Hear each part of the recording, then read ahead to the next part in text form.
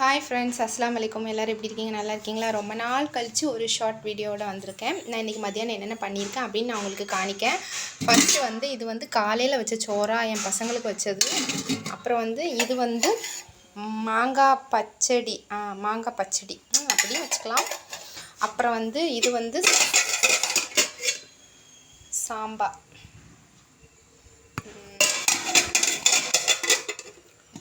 இது நேற்று வச்ச மட்டன் குழம்பு. நேற்று நைட்டு தான் வச்சேன் இந்த மட்டன் குழம்புனா அது.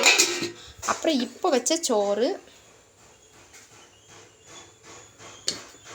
அப்புறம் இது